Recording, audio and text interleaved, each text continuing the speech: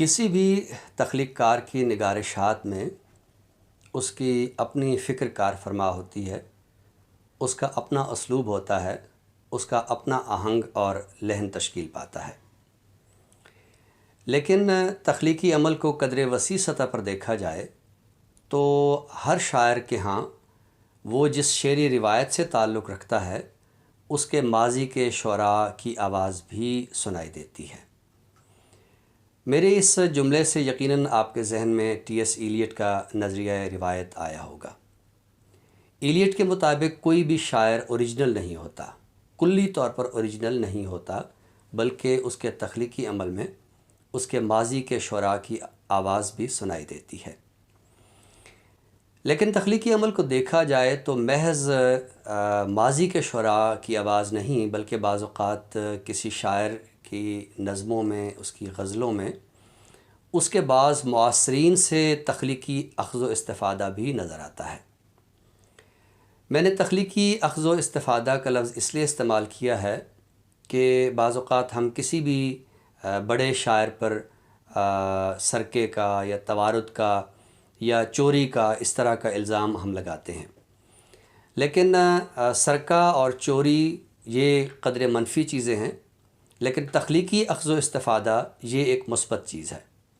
آپ دیکھیے کائنات میں کوئی بھی چیز کلی طور پر اپنا حقیقی وجود نہیں رکھتی، بلکہ ہر چیز کوئی سی دیگر دو اشیاء یا اس سے بھی زیادہ عناصر سے مل کر جو ہے وہ تشکیل پاتی ہے، اور یہی چیز کسی شاعر کے تخلیقی عمل میں بھی نظر آتی ہے۔ آج ایک دلچسپ مثال میرے سامنے ہے۔ آپ کی نظر میں اقبال کی نظم شکوہ ہے۔ یقیناً یہ نظم ہم سب کے ذہنوں میں ہے، ہم سب اس کو پڑھتے ہیں، اور بہت سارے افراد جو کہ ایک قومی جذبہ رکھتے ہیں انہیں تو یہ نظم ازبر بھی ہے۔ لیکن شاید بہت کم لوگ یہ جانتے ہیں کہ اقبال نے یہ نظم رقم کرنے کے لیے میر سے تخلیقی استفادہ کیا ہے۔ شکوہ کا جو بنیادی آہنگ ہے اس میں ایک گلہ ہے، ایک شکوہ ہے، جیسے کہ اس کا عنوان ہے۔ تو میر و سودا کے دور میں ایک صنف تھی جس کو ہم واسوخت کہتے ہیں۔ واسوخت کا جو بنیادی مضمون ہے وہ محبوب کو جلی کٹی سنانا ہے، یعنی ایک ایسی نظم لکھی جاتی تھی کہ جس میں محبوب کو جلی کٹی سنائی جاتی تھی۔ ایک تو جب بھی کلاسیکی شاعری کی بات آتی ہے، محبوب کی بات آتی ہے، جلی کٹی سنانے کی بات آتی ہے، تو ہمارے ذہن میں ایک خاص طرح کا ایک شاعرانہ مزاج جو ہے وہ تشکیل پاتا ہے۔ اس سے ہم بعض اوقات خصوصاً جو قومی فکر رکھنے والے لوگ ہیں وہ اس سے تھوڑے سے الرجک بھی ہوتے ہیں، تھوڑے سے گریزاں بھی ہوتے ہیں۔ لیکن ہم اگر یہ دیکھیں کہ ان شعراء نے ایک روایت تشکیل دی، اور اس روایت سے بعد کے آنے والے شعراء نے کس کس طرح تخلیقی استفادہ کیا، اگر ان سوالات پر غور کیا جائے تو پھر ہمیں کلاسیکی شعراء کا جو بہت سارا تخلیقی ورثہ ہے اس کی ایک ویلیڈیٹی جو ہے وہ ہمیں نظر آتی ہے۔ میر کے واسوخت کا ایک بند آپ سماعت فرمائیے، اس کے بعد ہم تھوڑا سا آگے بات کریں گے اور اقبال کے شکوے کو دیکھیں گے۔ میر اپنی واسوخت کے بند میں کہتے ہیں: طرز اے رشک چمن اب تیری کچھ تازی ہے، ساتھ غیروں کے میرے حق میں سخن سازی ہے، داغ رکھنے کو میرے انہی سے گل بازی ہے، ہمدمی ان سے انہیں سب سے ہم آوازی ہے، گوش کر میرے بھی شکوے کی طرف گل کے رنگ، رکتے رکتے روش غنچہ ہوا ہوں دل تنگ۔ تو یہ بند آپ نے ملاحظہ کیا۔ اب آپ ذرا اقبال کا شکوہ دیکھیے۔ وہ کہتے ہیں کہ کیوں ضیاءکار بنوں سود فراموش رہوں، فکر فردا نہ کروں محو غم دوش رہوں، نالے بلبل کے سنوں اور ہمتن گوش رہوں، ہم نوا میں بھی کوئی گل ہوں کہ خاموش رہوں، جرأت آموز میری تاب سخن ہے مجھ کو، شکوہ اللہ سے خاکم بدہن ہے مجھ کو۔ تو آپ نے دیکھا کہ ان دونوں نظموں میں نظم کی ہیئت کی سطح پر ایک اشتراک ہے، مصروں کی بنت کی سطح پر ایک ہمیں اشتراک نظر آتا ہے، الفاظ کی سطح پر ہمیں ایک اشتراک نظر آتا ہے، یعنی مثلاً گوشت کا لفظ، گل کا لفظ، شکوے کا لفظ، یہ ہمیں لفظوں کا ایک اشتراک جو ہے وہ نظر آتا ہے۔ فرق صرف یہ ہے کہ میر جو شکوہ کر رہے ہیں وہ اپنے محبوب مجازی سے کر رہے ہیں، اور اقبال اپنا شکوہ محبوب حقیقی سے کر رہے ہیں۔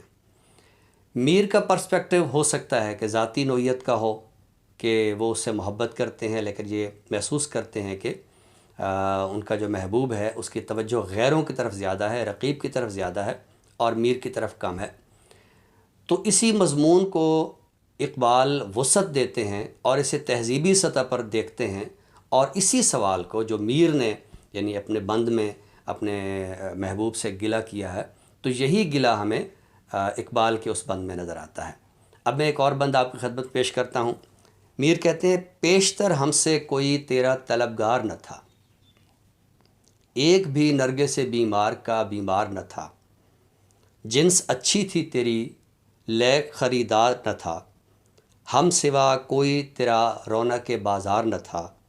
کتنے سودائی جو تھے دل نہ لگا سکتے تھے، آنکھیں جو موند کے وہ جی نہ جلا سکتے تھے۔ تو اس میں میر نے شکوہ کیا ہے کہ ہم سے پہلے کوئی ایسا نہیں تھا جو تجھ سے اتنی محبت کرتا۔ اب یہی بات، یہی نقطہ اقبال اپنے شکوے میں تہذیبی انداز سے اور قدر وسعت کے پیرائے میں کر رہے ہیں۔ اقبال کہتے ہیں، امتیں اور بھی ہیں ان میں گناہ گار بھی ہیں، عجز والے بھی ہیں مست مئے پندار بھی ہیں، ان میں کاہل بھی ہیں غافل بھی ہیں ہوشیار بھی ہیں، سینکڑوں ہیں کہ تیرے نام سے بیزار بھی ہیں، رحمتیں ہیں تیری اغیار کے کاشانوں پر، برق گرتی ہے تو بیچارے مسلمانوں پر۔ تو میر کی شاعری میں جو ہے توجہ اور التفات کا تناظر کچھ اور ہے، لیکن اقبال کی شاعری میں جو رحمت کا تناظر ہے، پرسپیکٹیو ہے، وہ کچھ اور ہے، لیکن مضمون کی سطح پر ہم دیکھتے ہیں کہ دونوں میں ایک قدر مشترک ہے۔ میں ایک بار پھر واضح کر دوں کہ میری گفتگو کا مقصد یہ قطعاً نہیں ہے کہ میں یہ ثابت کروں کہ اقبال نے کوئی کلاسیکی شعراء کے مضامین چرائے ہیں۔ ظاہر ہے کہ اقبال کی شاعری کا جو ایک فکری دائرہ ہے وہ بہت وسیع ہے۔ صرف میں یہ عرض کرنا چاہتا ہوں کہ ایک شاعر کس طرح اپنے کلاسیکی شعراء یا اپنے پہلے اور ماضی کے شعراء سے ایک تخلیقی استفادہ کرتا ہے۔ ظاہر ہے میر کی فکر کا اپنا ایک اس کی اپنی ایک نوعیت ہے، اس کا اپنا ایک تناظر ہے، اور اقبال کا اپنا ایک تہذیبی، مذہبی اور دینی جو ہے وہ تناظر ہے۔ لیکن تخلیقی استفادے کی جہاں تک بات ہے تو میر کی نظم شکوہ جو ہے یہ تخلیقی استفادہ ہے میر کے واسوخت سے۔ اب اس گفتگو کو تھوڑا سا اور آگے بڑھایا جائے تو میر کا یہ جو واسوخت اور اقبال کی نظم شکوہ یہ ایکسٹینڈ ہوتے ہیں قدرے آگے۔ یہ ذہن میں رکھنا چاہیے کہ میر نے جو شکوہ رقم کیا تھا وہ 1914 میں رقم کیا تھا۔ 1915 میں ایک اور نظم ہمارے سامنے آتی ہے۔ ایک شاعرہ تھیں، قدر غیر معروف نام ہے زاہدہ خاتون شیروانیہ۔ جو لوگ فیمنزم سے وابستہ ہیں یا اردو شاعری میں تانیثیت کی ابتدائی جو ایک صورتحال ان کے سامنے ہے، تو وہ جانتے ہیں کہ زاہدہ خاتون شیروانیہ ایک بہت بڑی شاعرہ تھیں، اور ان کے ہاں پہلی بار ایک خاتون یعنی ایک خاتون شاعرہ کے ہاں ایک فیمنزم کے مضامین جو ہے وہ نظر آتے ہیں۔ تو جو شکوہ میر نے اپنے محبوب مجازی سے کیا، وہ شکوہ اقبال نے اپنے محبوب حقیقی سے کیا،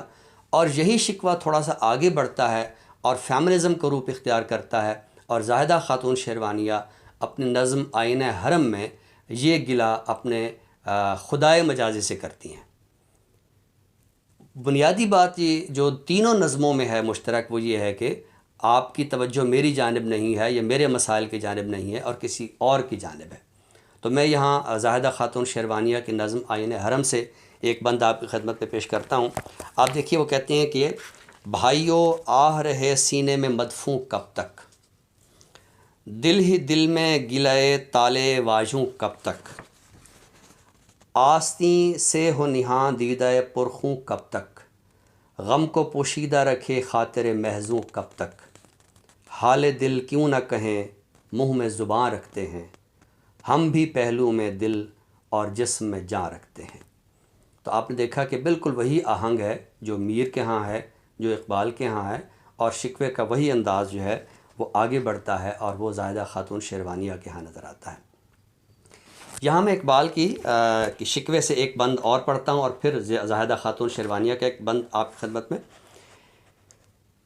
اقبال کہتے ہیں، ہے بجا شیوہ تسلیم میں مشہور ہیں ہم، قصہ درد سناتے ہیں کہ مجبور ہیں ہم، ساز خاموش ہیں فریاد سے معمور ہیں ہم،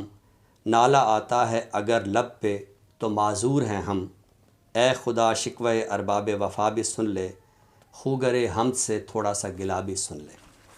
اور زاہدہ خاتون شیروانیہ کہتی ہیں، کیا کہوں کیسے علم دیدہ و ناشاد ہیں ہم،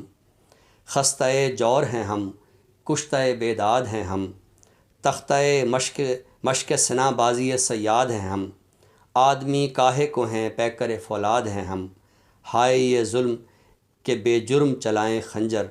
اس پہ یہ حکم کہ فریاد نہ آئے لب پر۔ تو آپ نے ملاحظہ کیا کہ میر کی واسوخت اقبال کے ہاں ایک اور رنگ اختیار کرتی ہے،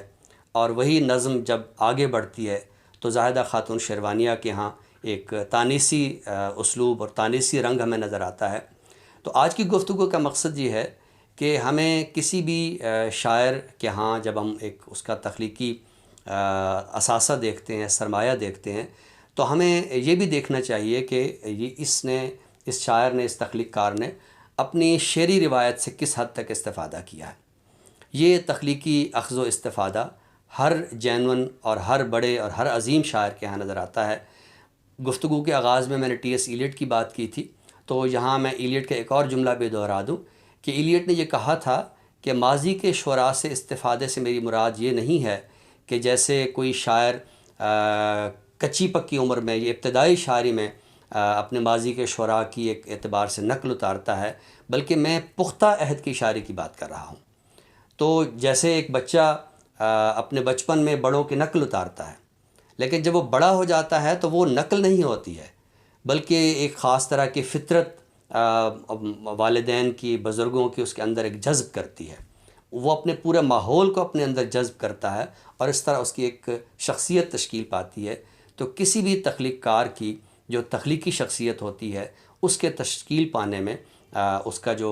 ماضی کا شعری ورثہ ہوتا ہے اور اس کا جو معاصر تخلیقی ماحول ہوتا ہے، وہ بھی ایک کردار ادا کرتا ہے۔